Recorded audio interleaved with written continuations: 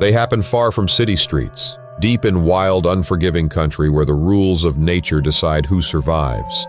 Out here, a single mistake can invite chaos, and even seasoned outdoorsmen find themselves prey. Massive predators, unpredictable terrain, and sudden charges can turn an ordinary day into a desperate fight for life. From a grizzly tearing through 7 hunters in minutes to a moose dragging a man toward thin ice, these encounters defy easy explanation. In this video, we'll uncover 6 gripping wilderness attack stories, each more shocking than the last. The Amur region of eastern Russia stretched endlessly through dense spruce forests and rugged wilderness, home to some of the largest brown bears on Earth. On August 5, 2025, the remote taiga hummed with wildlife activity as the brief summer season prepared to give way to autumn. This vast wilderness, largely untouched by modern development, had long supported indigenous hunting traditions. The thick canopy filtered sunlight into dappled patches on the forest floor, where fallen logs and undergrowth created perfect hiding spots for the region's apex predators. 7 experienced hunters had ventured deep into this unforgiving landscape, following ancient hunting routes their families had used for generations. Among them walked 12-year-old Dmitry Volkov, son of veteran hunter Alexei Volkov, who believed his boy needed to learn the traditional ways before modern life completely erased them. The group had successfully taken down a massive bull moose after 3 days of careful tracking and now faced the challenging task of transporting the heavy carcass back to their base camp. The hunters worked methodically, dividing the moose into manageable sections and securing the meat in weatherproof packs. Viktor Sokolov, the eldest of the group at 58, supervised the operation with the authority that came from 4 decades of hunting these forests. Beside him, brothers Pavel and Oleg Mikhailov argued quietly about the best route home, while stocky Sergei Petrov and lanky Andrei Volkov, Dmitry's uncle, prepared their rifles for the journey ahead. The 7th hunter, Nikolai Fedorov, stood watch at the perimeter, scanning the tree line for any signs of unwanted attention from scavengers. The afternoon air carried the metallic scent of fresh blood, mixed with the scent of pine and earth. Dmitry helped his father secure canvas straps around a particularly heavy pack, his small hands struggling with the buckles as he tried to prove his worth to the men. The boy had insisted on carrying his own pack despite its weight, determined to show he could handle the responsibility of a real hunting expedition. They began their trek through the dense undergrowth, following a narrow game trail that wound between towering spruce trees. The forest seemed unusually quiet, with only the crunch of boots on pine needles and the occasional snap of a twig breaking the silence. Viktor led the procession, his weathered face alert for any changes in their environment, while Dmitry walked near the middle of the group, flanked by his father and uncle for protection. The attack came without warning. A thunderous roar shattered the afternoon calm as a massive grizzly bear exploded from behind a cluster of fallen trees, its dark brown fur bristling with rage. The beast stood nearly 10 feet tall on its hind legs, weighing at least 800 pounds of pure muscle and fury. Its eyes burned with primal aggression as the scent of fresh meat triggered every predatory instinct the creature possessed.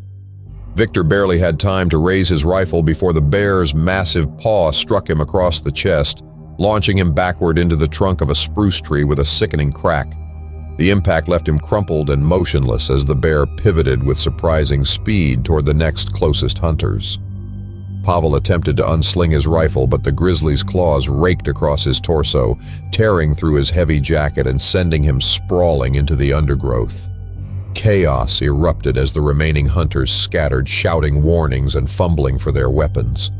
Oleg managed to fire a single shot that grazed the bear's shoulder, only serving to further enrage the massive predator. The wounded animal lunged forward, its powerful jaws clamping down on Sergei's arm before shaking him like a rag doll and hurling him against a boulder. Dmitry watched in horror as the bear systematically dismantled their hunting party with terrifying efficiency. His father pushed him toward a fallen log, shouting for the boy to hide while frantically working the bolt of his rifle. Andrei and Nikolai had managed to put some distance between themselves and the bear, firing repeated shots that seemed to have little effect on the massive creature's rampage. The grizzly destroyed their carefully packed supplies, shredding canvas and scattering meat across the forest floor while pursuing the fleeing hunters.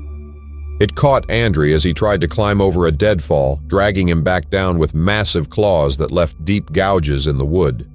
Nikolai's rifle jammed at the crucial moment, leaving him defenseless as the bear turned its attention toward him.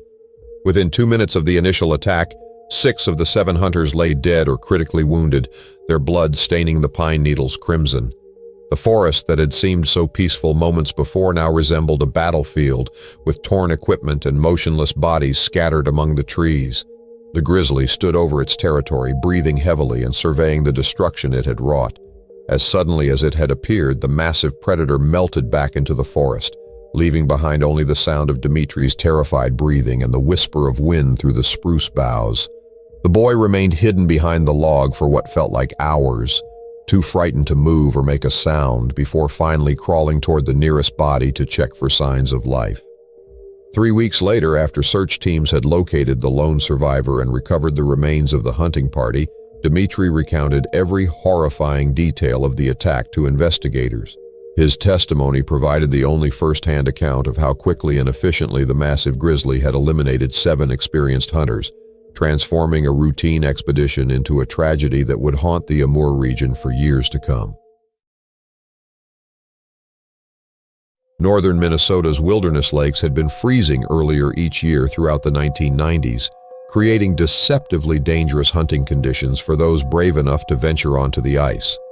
In October 2018, Lake Vermilion stretched like a crystalline mirror beneath overcast skies, its surface appearing solid despite the unusually warm autumn temperatures that had plagued the region.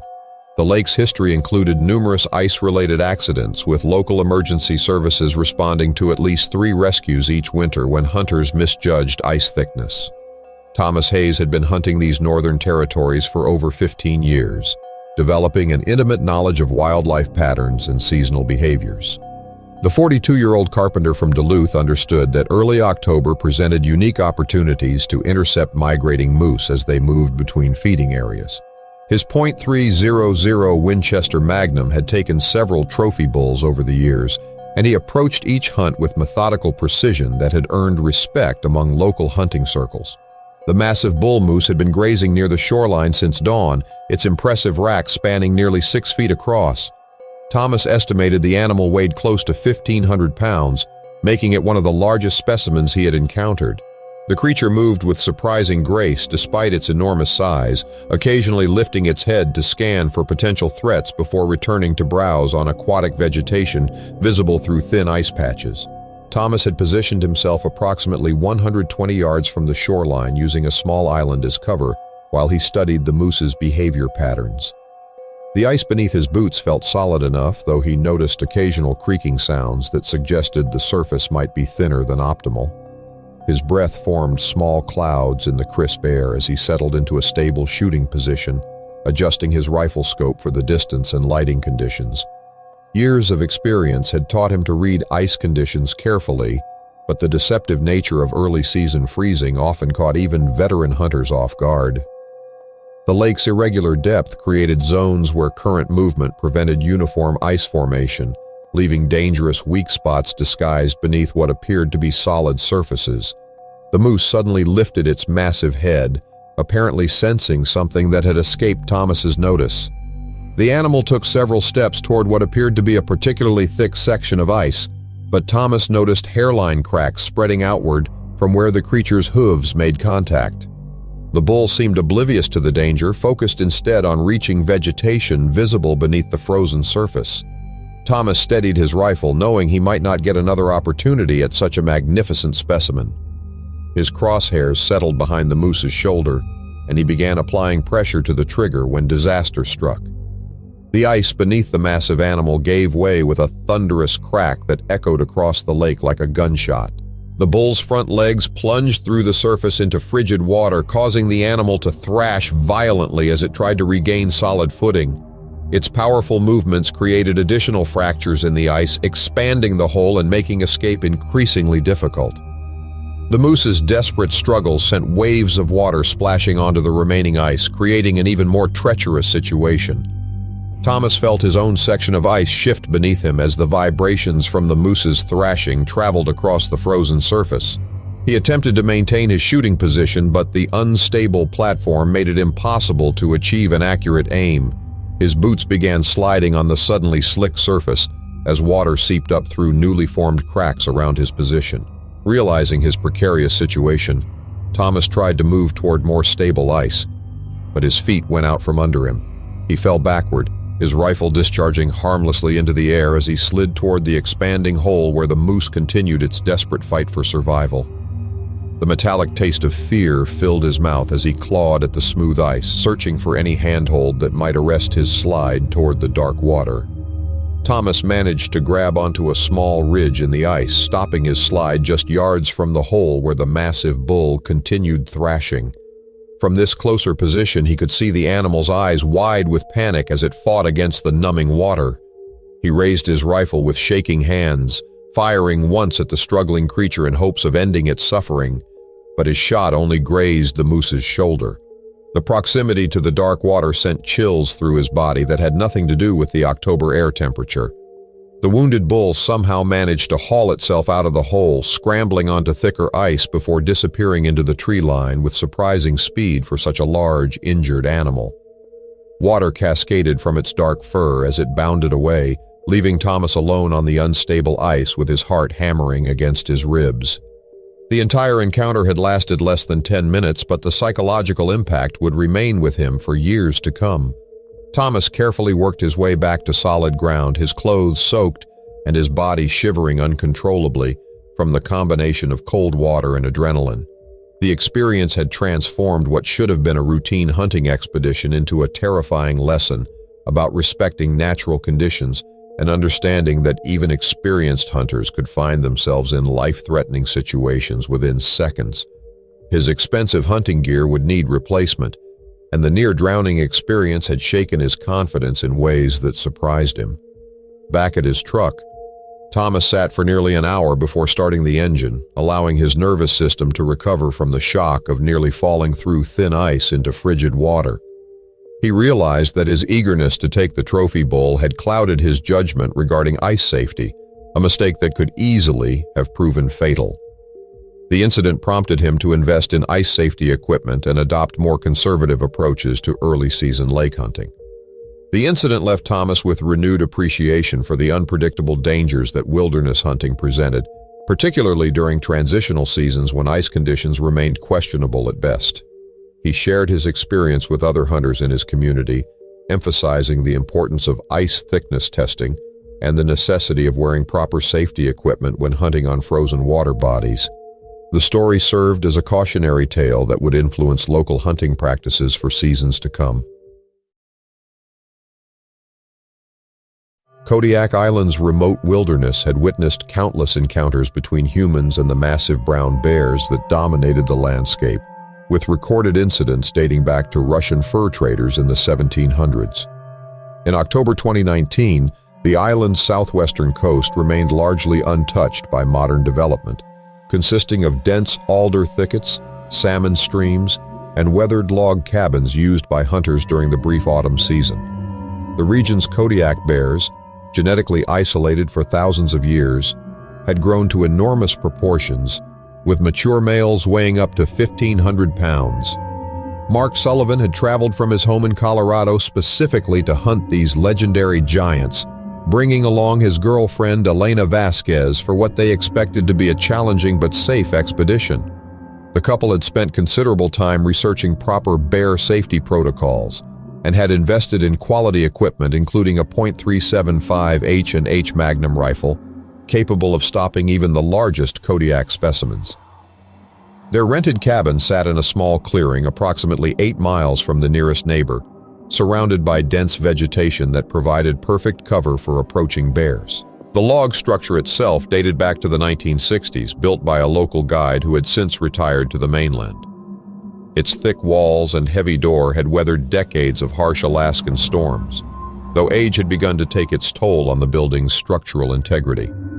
Small gaps had developed between some logs, and the doorframe had warped slightly, creating vulnerabilities that neither Mark nor Elena had noticed during their initial inspection. Previous hunters had reported strange scratching sounds around the cabin at night, though most attributed these incidents to curious bears investigating human scents rather than actual aggressive behavior.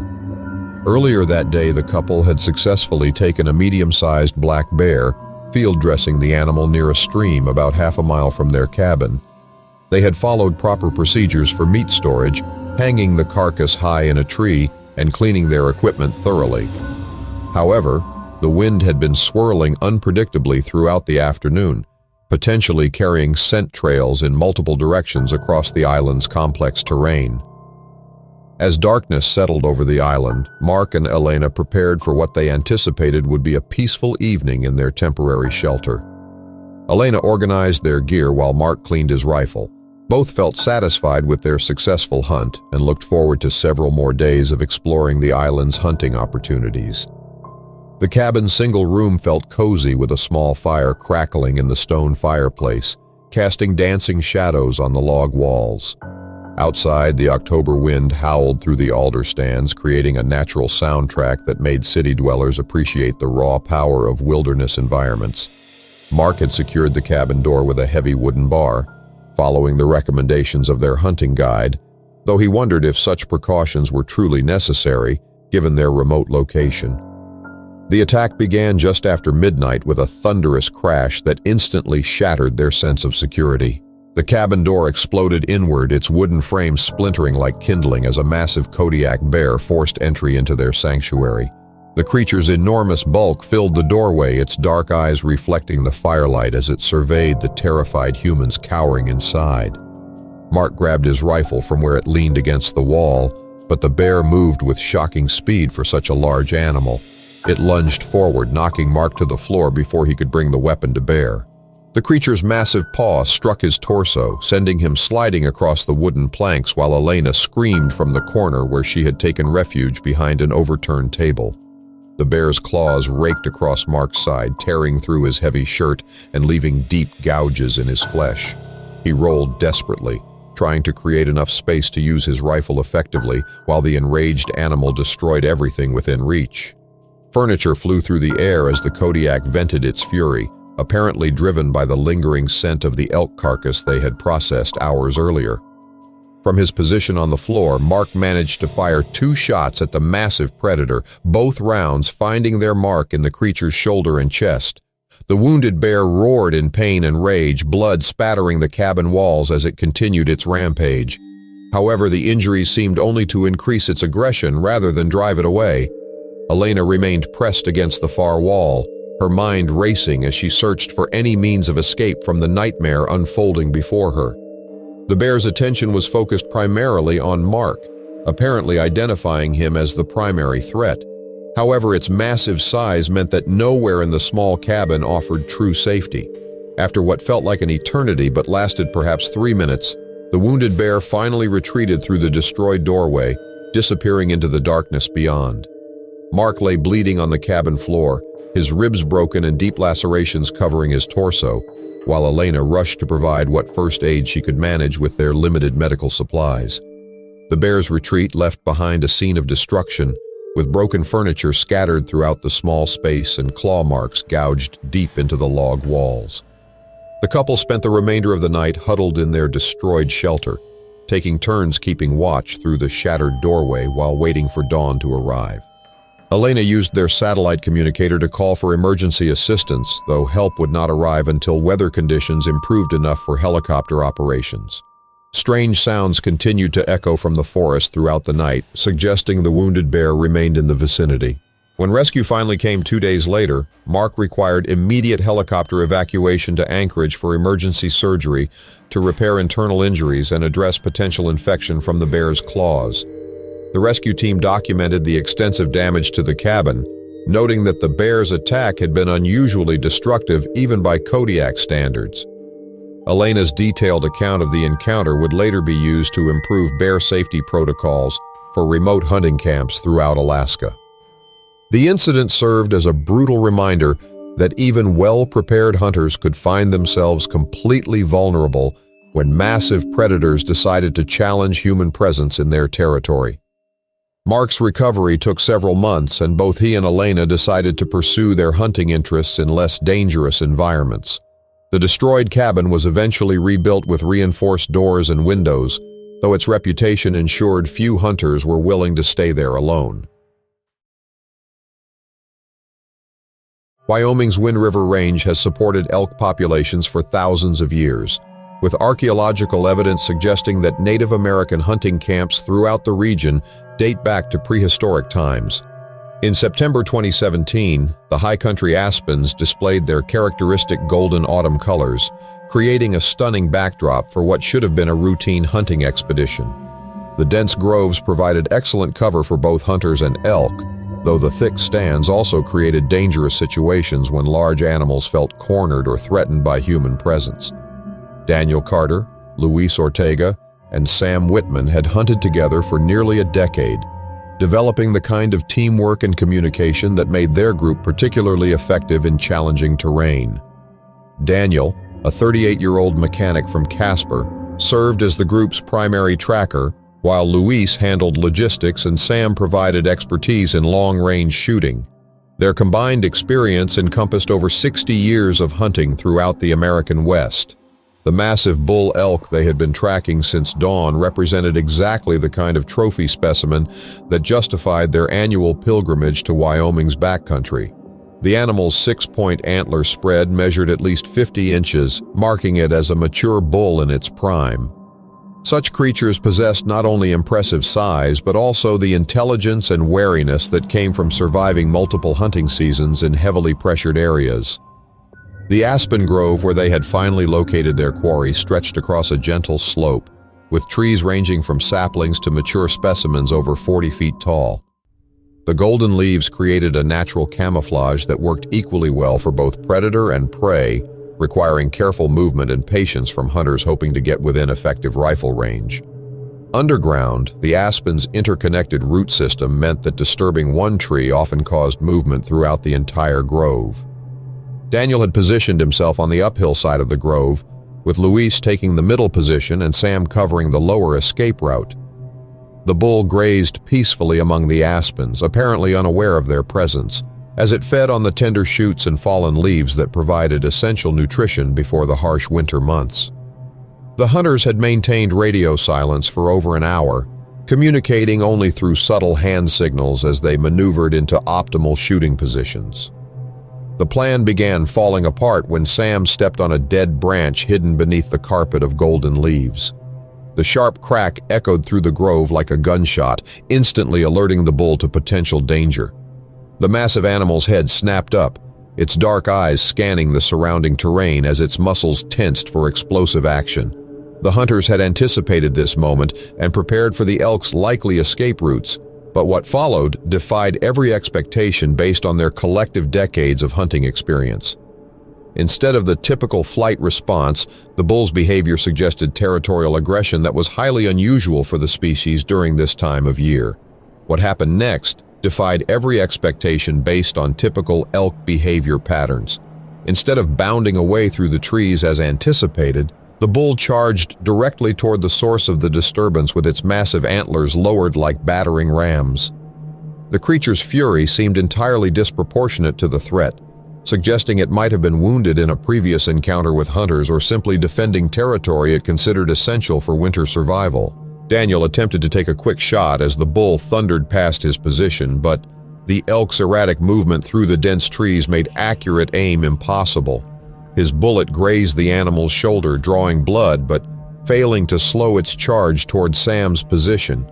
The wound only seemed to increase the bull's rage, causing it to emit a series of piercing bugles that echoed through the mountain valleys. Sam had no time to raise his rifle before the charging elk reached his position. The bull's antlers caught him in the torso, knocking him backward into a shallow ravine hidden by the thick undergrowth.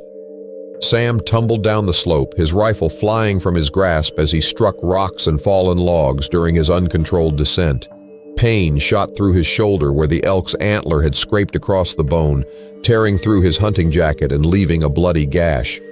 Luis fired from his elevated position on the ridge, his shot carefully placed to avoid hitting Sam while still threatening the enraged bull. The bullet struck a tree inches from the elk's head, showering it with bark fragments and finally convincing the animal that retreat offered the better option. The bull bounded away through the aspens, disappearing into the deeper forest while leaving behind a scene of chaos and destruction. The three hunters spent the next hour helping Sam climb out of the ravine and assessing his injuries. The antler scrape had created a nasty wound but had missed any vital organs or major blood vessels. Sam's tumble down the rocky slope had resulted in numerous bruises and a possible sprained wrist, though nothing that required immediate medical evacuation. As they made their way back toward their base camp, the hunters discussed how quickly their carefully planned hunt had transformed into a dangerous encounter with an unpredictable animal. Daniel admitted he had never seen an elk behave so aggressively, while Luis suggested the bull might have been protecting a nearby herd of cows from perceived threats. Sam's injuries, though not life-threatening, served as a stark reminder that large game animals possessed the power to seriously harm humans, even when those animals were not traditionally considered dangerous predators. The group decided to abandon their hunt for the day, focusing instead on getting Sam proper medical attention for his wounds.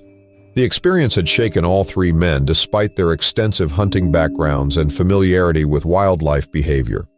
They would later learn that drought conditions that year had created unusual stress among elk populations, potentially explaining the bull's aggressive response to their presence.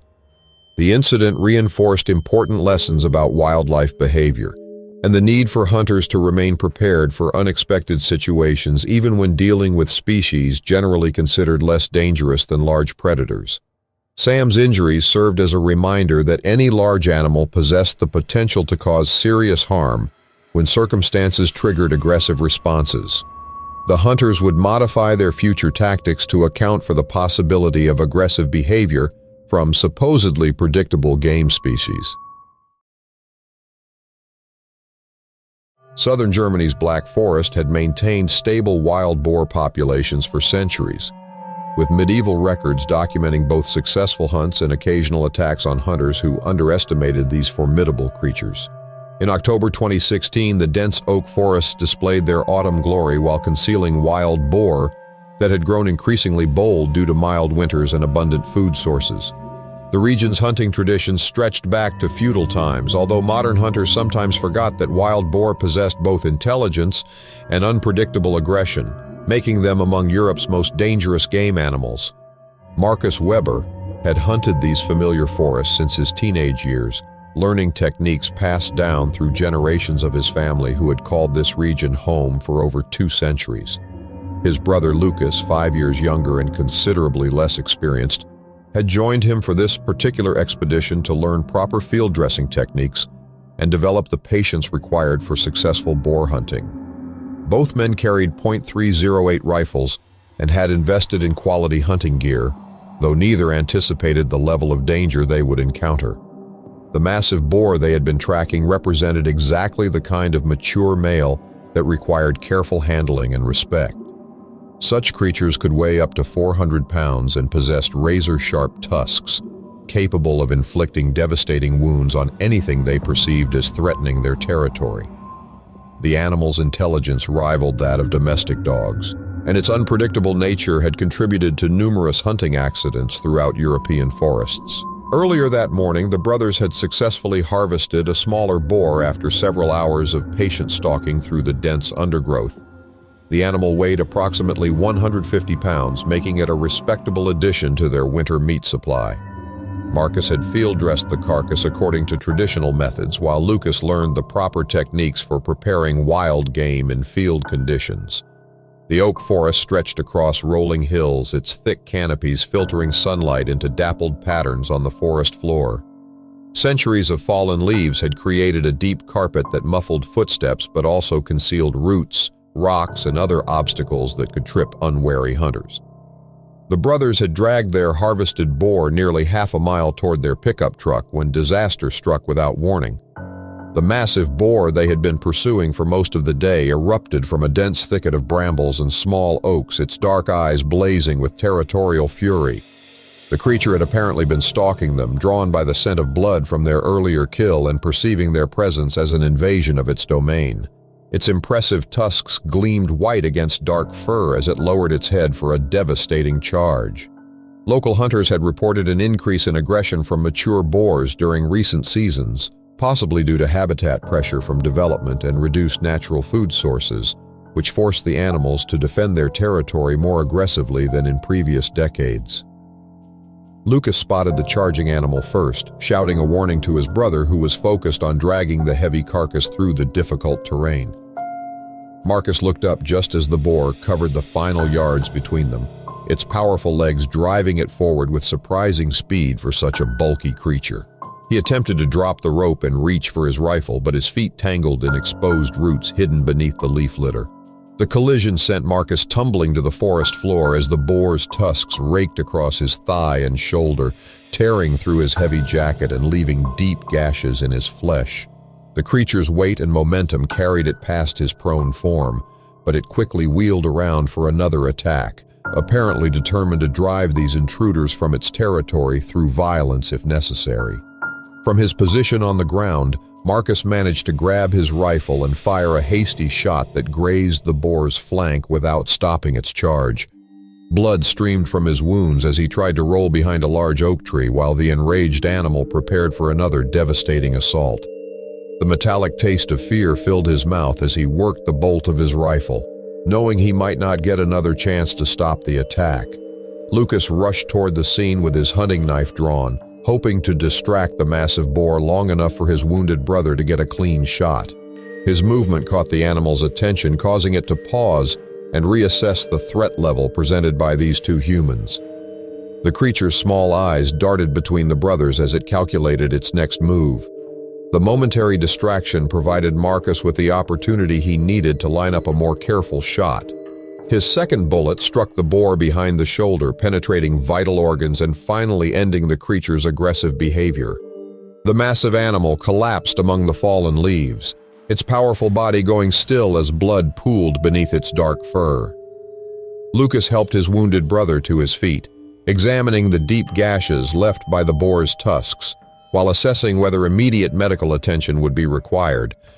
The wounds were painful and would require stitches, but had missed major blood vessels and posed no immediate threat to Marcus's life. Both men realized how quickly their hunting expedition had transformed into a life-threatening encounter. As they limped toward their vehicle, the brothers discussed the unpredictable nature of wild boar and the importance of maintaining constant vigilance even when dealing with supposedly familiar game animals. Marcus's wounds would heal within weeks, but the experience had reinforced valuable lessons about respecting the dangerous capabilities of creatures they had been hunting for years. The attack had lasted less than 2 minutes, but the psychological impact would influence their hunting practices for seasons to come. Back at the local hunting lodge, other hunters listened with interest to Marcus's account of the boar attack, comparing it to similar incidents they had witnessed or experienced personally. The lodgekeeper noted that mature boars had become increasingly aggressive in recent years, possibly due to changes in forest management practices that had altered traditional territorial boundaries. Such attacks, while still relatively rare, had become frequent enough to warrant serious discussion among the hunting community. The incident prompted both brothers to invest in better protective equipment and to modify their hunting techniques when pursuing dangerous game. Marcus's scars would serve as permanent reminders of how quickly a routine hunting expedition could transform into a life-threatening encounter with an animal they had previously considered manageable. The brothers would continue hunting together, but with renewed respect for the unpredictable nature of wild boar and the need for constant awareness in their natural habitat. Maine's North Woods had earned their ominous reputation through centuries of unexplained disappearances and encounters with wildlife that defied conventional understanding of forest ecology. In November 2020, the region's dense mixed forests of pine, fir, and hardwood created a labyrinth where experienced woodsmen could become hopelessly lost within hours of leaving marked trails. Local legends spoke of strange creatures and supernatural phenomena, though most rational observers attributed such stories to the psychological effects of isolation and the region's naturally unsettling atmosphere. Tom Reynolds and his longtime friend Sean McKinnon had hunted Maine's wilderness for over 20 years, developing an intimate knowledge of game trails, weather patterns, and seasonal animal behavior. Tom, a 45-year-old electrician from Portland, possessed natural tracking abilities that had served him well throughout countless hunting expeditions. Sean, 3 years younger and considerably more cautious by nature, often served as the voice of reason when Tom's enthusiasm led them into challenging situations. The deer tracks they had discovered that morning appeared fresh and promising, leading deeper into the forest than either man had ventured during previous hunting trips. The trail showed signs of multiple animals moving together, suggesting a small herd that might provide excellent hunting opportunities if they could intercept the group's movement pattern. Both hunters carried modern GPS units and compasses, though they had learned to rely primarily on natural navigation techniques passed down through generations. Dense fog began rolling in from the coast during mid-morning, reducing visibility to mere yards and creating the kind of disorienting conditions that had claimed countless hunters throughout New England's history. The moisture-laden air seemed to muffle sounds while amplifying others, creating an acoustic environment that played tricks on even experienced woodsmen. Tom and Sean had encountered similar conditions before, but never this far from familiar landmarks. As they followed the deer trail deeper into unfamiliar territory, both men began noticing inconsistencies in their navigation equipment. Tom's GPS unit showed their position jumping erratically across the screen, while Sean's compass needle wavered between readings that differed by nearly 90 degrees. Such equipment failures were unusual but not unheard of in areas with high mineral content or underground water sources. The brothers had encountered similar problems once before during a hunting trip in the Adirondacks, though never with such complete system failure across multiple devices. The fog continued thickening throughout the afternoon, eventually reducing visibility to less than 10 feet in any direction. Every tree began looking identical, and the deer trail they had been following seemed to disappear entirely into the gray mist. Tom admitted they had lost the track over an hour earlier, but had continued hoping to relocate it by pushing deeper into the forest.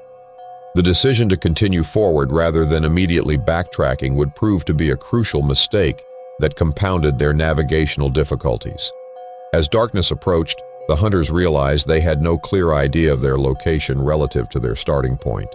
The fog had disoriented their sense of direction so completely that even backtracking seemed impossible without reliable compass readings. Sean suggested they should shelter in place until morning, but Tom insisted they could still find their way out if they remained calm and methodical. Strange sounds began emerging from the fog as full darkness settled over the forest. Low, guttural growls seemed to come from multiple directions.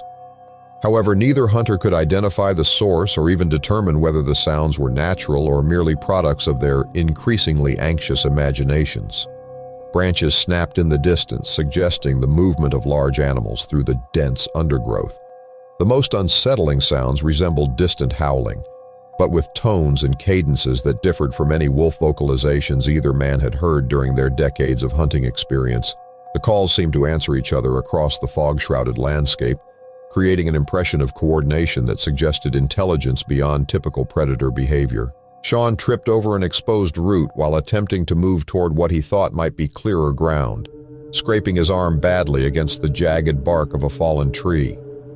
The wound bled freely, and the metallic scent seemed to increase the frequency of the strange sounds surrounding their position. Tom's flashlight beam revealed pair after pair of glowing eyes that appeared briefly in the fog before vanishing into the gray void. Both men took shelter behind a massive fallen pine tree, pressing their backs against its trunk while listening to the mysterious sounds that seemed to circle their position throughout the long night. Neither slept, instead taking turns keeping watch while the other rested fitfully against the cold wood. The fog never lifted, and the strange sounds continued until just before dawn. The morning brought clearer skies and the return of familiar landmarks, allowing the hunters to orient themselves properly. They discovered they had wandered nearly 5 miles from their intended route, following what appeared to be old logging roads that no longer existed on current maps. The experience had left both men exhausted and unnerved by encounters they could not rationally explain. As they carefully retraced their steps toward recognizable terrain, Tom and Sean discussed the previous night's events while avoiding any definitive conclusions about what they might have heard in the fog. The forest had demonstrated its ability to disorient even experienced hunters, reminding them that wilderness areas still contained mysteries that defied modern understanding and challenged human assumptions about the natural world. Both men agreed that stress and exhaustion had likely influenced their perceptions, though neither could completely dismiss the strangeness of their experience. The incident prompted them to invest in better emergency equipment and to establish clearer protocols for future hunting expeditions in unfamiliar territory. Sean insisted on carrying backup navigation devices and emergency signaling equipment, while Tom acknowledged that his tendency to push forward into unknown areas had created unnecessary risk. The experience had tested their friendship and their individual courage in ways they had not anticipated. Years later, both hunters would occasionally discuss that terrifying night in the Maine woods, though they never reached complete agreement about what had actually occurred in the fog-shrouded forest. The experience had changed their approach to wilderness hunting, instilling a healthy respect for the psychological challenges that isolation and disorientation could create, even for experienced outdoorsmen. They continued hunting together, but with greater attention to safety protocols and emergency preparedness that reflected the lessons learned during their night of terror.